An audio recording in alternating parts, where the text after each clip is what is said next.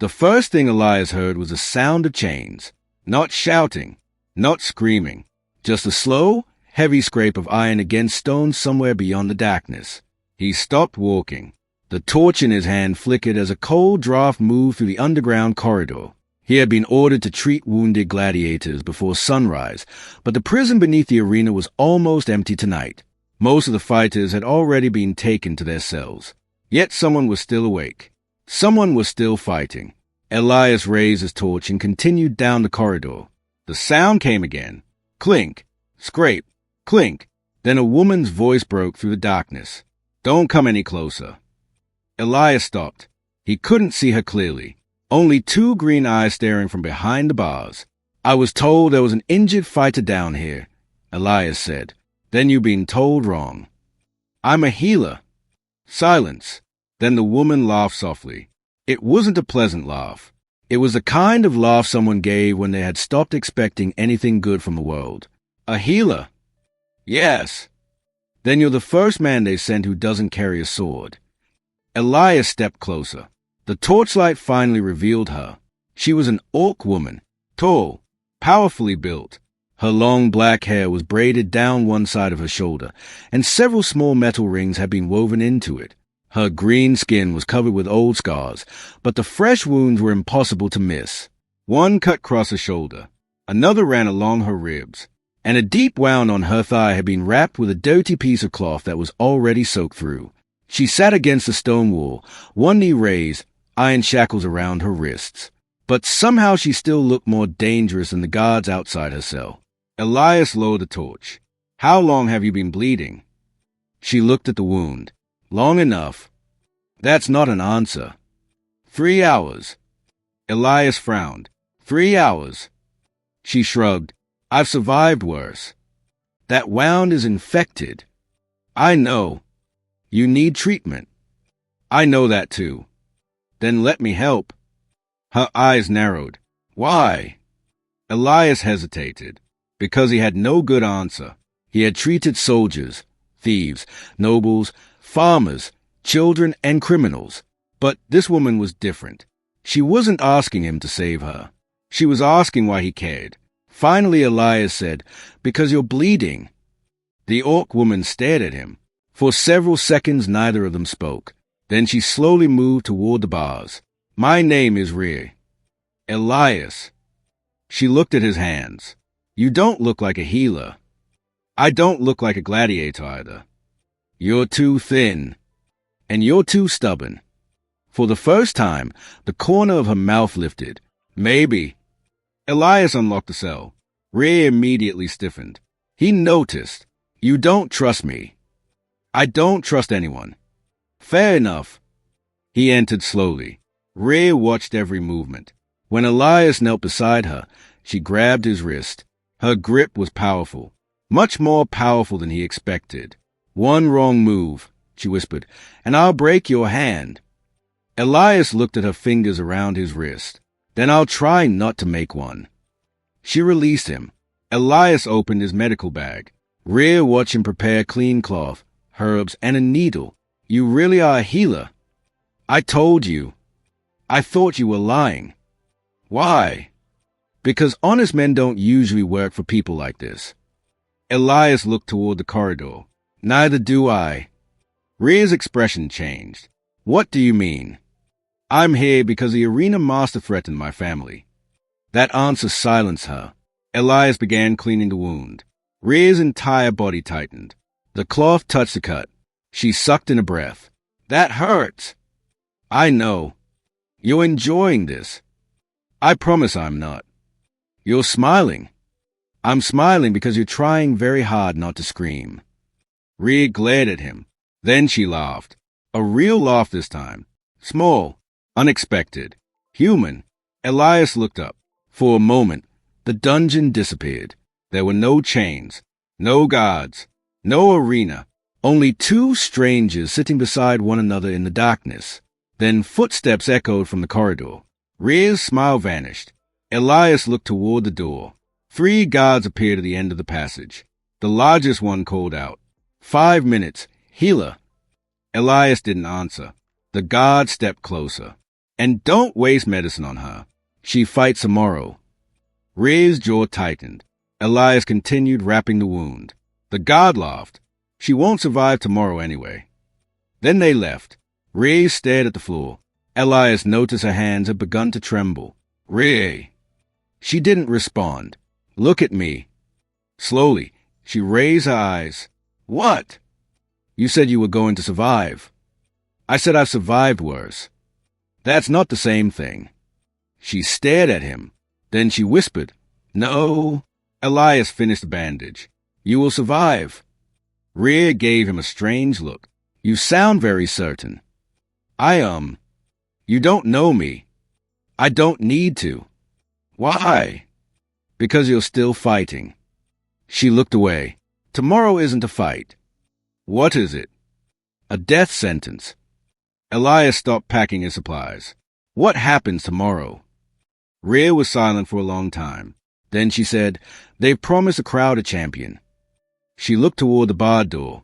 They want me to fight their strongest gladiator. And nobody survives him. Elias frowned. Who is he? Rhea's voice became quieter. The Iron Wolf. Elias had heard the name. Everyone in the city had. The Iron Wolf had killed 27 gladiators without losing a single match. He isn't human, Rhea continued. What is he? A monster. Elias looked at her wound. You can't fight him like this. I know. Then don't. Rhea laughed bitterly. They won't let me refuse. Elias stood. Then I'll get you out. She looked at him as though he had just said something ridiculous. You? Yes. You're a healer. I know. You don't have a sword. I can get one. You don't know the gods. I know enough. You don't know the tunnels. I'll learn. Rhea stared at him. Then she whispered, You're going to die. Maybe. Why would you risk your life for mine? Elias looked at her. Because somebody should. Rhea's eyes softened. For a moment she looked almost frightened. Not of him, of the hope he had just placed in front of her. She lowered her head. Elias. Yes. If I survive tomorrow. She stopped. What? She looked at him. Her green eyes reflected the torchlight. If I survive, kiss me. Elias froze. Rhea immediately looked away. Forget I said that. I won't. It was foolish. Maybe. I was injured. I noticed. I wasn't thinking clearly. I noticed that too. She looked back at him. Then why are you smiling? Because I think you meant it. Rhea stared at him for several seconds. Then she smiled. Maybe I did. The guards returned before either of them could say more. Elias was forced to leave. But when he reached the end of the corridor, he turned around. Rhea was still watching him. She raised her shackled hand slightly. Elias nodded. Then the iron door slammed shut between them. That night, Elias didn't sleep. He spent the next several hours studying the arena. He had worked there for nearly a year, but he had never paid attention to the guards, the tunnels, or the locking mechanisms. Now he noticed everything. The number of guards, the changing of shifts, the hidden staircase behind the storage room, the old drainage tunnel beneath the arena, and one detail that changed everything. There was another entrance into the gladiator cells, an entrance that hadn't been used in years. Elias found it just before dawn. The door was rusted. The lock was broken. But behind it was a narrow tunnel leading directly beneath the prison. He smiled. Then he heard footsteps. Elias turned. A man stood behind him. Old, gray-haired, one eye missing. You shouldn't be down here. Elias recognized him. Marcus, the former arena medic. You knew about this tunnel, Elias said. Marcus sighed. I knew about many things. Can it reach the gladiator cells? Yes. Can it get Rhea out? Marcus looked at him carefully. No. Why? Because even if you free her, you'll never get past the arena. Elias stepped closer. What if she doesn't need to? Marcus frowned. Elias pointed upward. The arena isn't the only way out. Marcus stared at him, then slowly smiled. You're beginning to think like a criminal. I've had a good teacher. Who? Elias looked toward the prison. A woman who refuses to die. By sunrise, Elias had a plan. It was a terrible plan. It was dangerous. It was probably impossible. But it was a plan. The first part was simple. Rhea needed to survive the opening minutes of the fight. The second part was harder. Elias needed to get inside the arena. The third part was nearly impossible.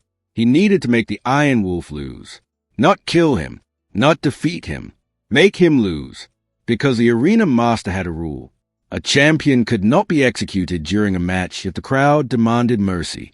And Elias knew exactly how to make a crowd demand mercy. The problem was getting Rhea to understand. When he returned to her cell, she was standing. She had somehow broken one of the wooden supports in the cell and was using it as a makeshift weapon. You came back. I told you I would. You shouldn't have. Probably not. She looked at his face. You didn't sleep. Neither did you. I was busy planning how to kill the Iron Wolf. I was planning how to keep you alive. Rhea walked closer. What did you find? A way out. She stared at him. Then she shook her head. Don't give me hope unless you're certain. I'm not. Then don't. I can't promise that. She sighed. You really are stubborn. So are you. Rhea stepped closer until they were only inches apart. You know what happens if we fail. I know. They'll kill you too. I know. They'll kill Marcus. I know. They'll kill anyone who helps us. Elias nodded. I know. Rhea stared into his eyes. Then why? Elias answered quietly. Because tomorrow you have to walk into that arena alone. She swallowed, and I don't think you should have to. For several seconds she didn't speak. Then she reached through the bars. Her fingers touched his cheek. Elias didn't move. Rhea whispered, You're making this very difficult. What? Trying not to care about you. Elias smiled. You're doing a poor job. She smiled back. Then the alarm bell rang. The match was approaching. Rhea looked toward the sound. Her expression changed. The fear disappeared. The warrior returned. Elias unlocked the cell. For 1 second, Rhea thought he was freeing her. Instead, he handed her a small knife. She stared at it. Where did you get this? Marcus. You're serious? Very. Rhea hid the knife beneath her clothing. Then she looked at Elias. What happens now? You fight. And you? I'll be watching. That's not what I asked. Elias leaned closer. I'll be there. The arena gates opened. Thousands of people screamed. Rhea walked into the sunlight. The crowd erupted. Some shouted her name. Others shouted for blood. Across the arena stood the Iron Wolf. He was enormous, almost 7 feet tall, covered in black armor. His weapon was a massive iron hammer. Rhea looked at him. Then she looked toward the healer's platform. Elias stood there. Their eyes met. He gave her a single nod. Rhea smiled. The bell rang.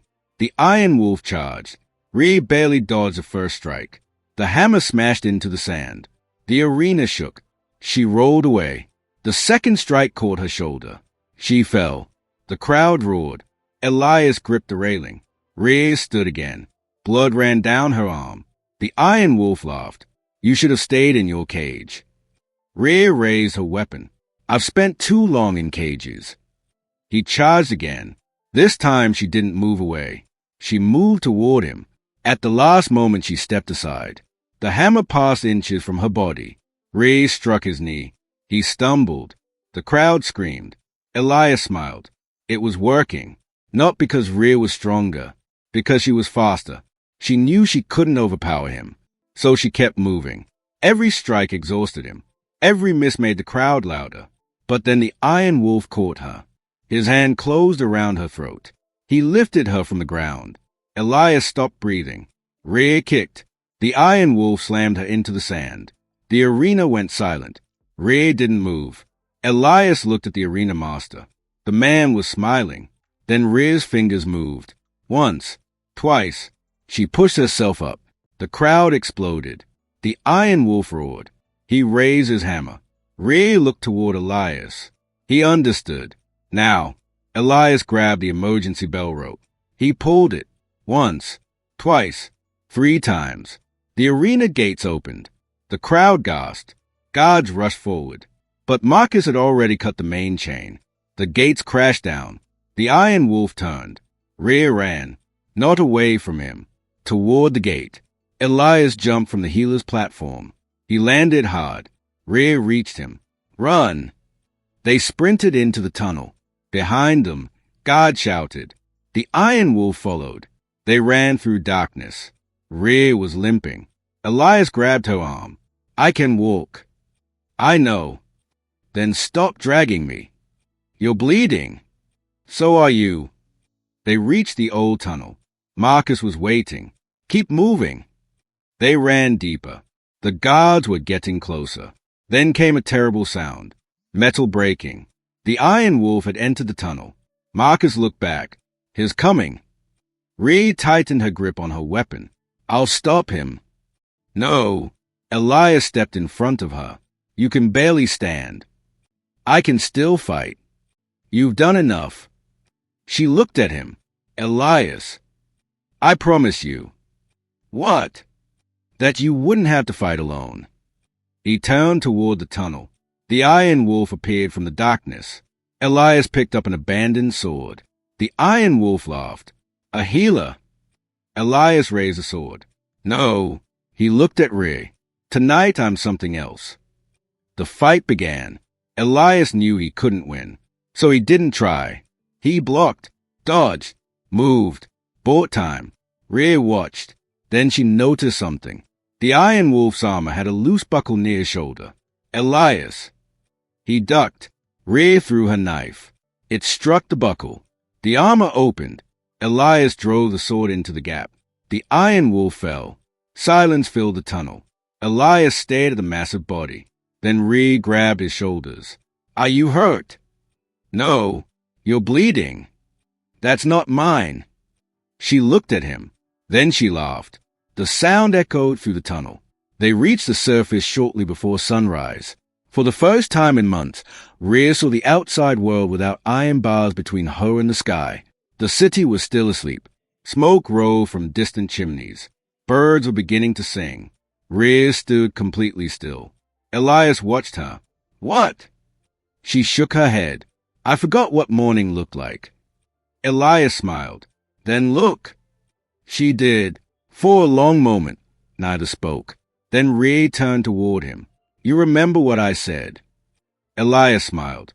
Which part? She stepped closer. If I survive. You survived. I did. So. She looked into his eyes. So I owe you something. You don't owe me anything. I know. She placed her hand against his chest. But I want to. Elias's heart began to beat faster. Rhea leaned closer. Then she stopped. Are you sure? Elias smiled. I've been waiting since the dungeon. Rhea kissed him. It wasn't dramatic. There was no crowd, no cheering, no music. Just 2 exhausted people standing beneath the morning sky after surviving a night neither of them should have survived. When they finally separated, Rhea rested her forehead against his. You know, she whispered, I never expected to keep that promise. Elias laughed. Why? Because I didn't think I would survive. You were wrong. About what? You survived. She smiled. And you? I'm still here. Rhea looked at him. Then maybe we both got lucky. Elias glanced toward the distant arena. Smoke was beginning to rise from it. No. Rhea followed his gaze. What? We weren't lucky. He took her hand. We chose to survive. Rhea squeezed his fingers. And what now? Elias looked toward the road leading beyond the city. Now we disappear. Where? Anywhere they can't find us. Rhea smiled. Somewhere with no cages. Definitely. No arena. Never again. No guards. Hopefully. She laughed. And a healer. Elias looked at her. You planning on getting hurt again? No. Good. Rhea squeezed his hand. I was thinking about something else. What? She smiled. Maybe I could protect the healer for a change. They began walking. Behind them, the arena that had taken years from Rhea was slowly disappearing beneath the morning light. Ahead of them was an unknown road. No promises. No guarantees. Only freedom. But after everything they had survived, neither of them needed certainty anymore. They had each other. And sometimes that was enough. Years later, people in the nearby villages would tell stories about a mysterious green warrior who protected travelers on the northern roads. They said she could defeat 3 bandits with one hand. They said she once fought an entire group of mercenaries alone. They said she never entered a prison again. But the oldest villagers remembered something else. They remembered the man who traveled beside her, a quiet healer with tired eyes and a scar across his hand. Whenever someone asked how a healer and an orc warrior had met, Rhea would smile. Then she would look at Elias, and Elias would always give the same answer. It started with a wound. Rhea would laugh. No, she would correct him. It started with a promise. And whenever they told the story, they left out the part about how afraid they had both been. They left out the blood, the chains, the arena, the Iron Wolf, because those things belonged to the past. The part they remembered was a moment a wounded warrior looked at a stranger in a dark cell and decided, against every instinct she had left, to trust him. And the moment a healer who had spent his entire life saving strangers decided that one particular life was worth risking everything for. Rhea had once believed survival meant simply waking up another morning. Elias taught her that survival could mean something more. It could mean choosing where to go, choosing whom to trust, choosing whom to love, and most importantly, choosing not to return to the cage. So they kept walking, toward the mountains, toward a life neither of them could predict.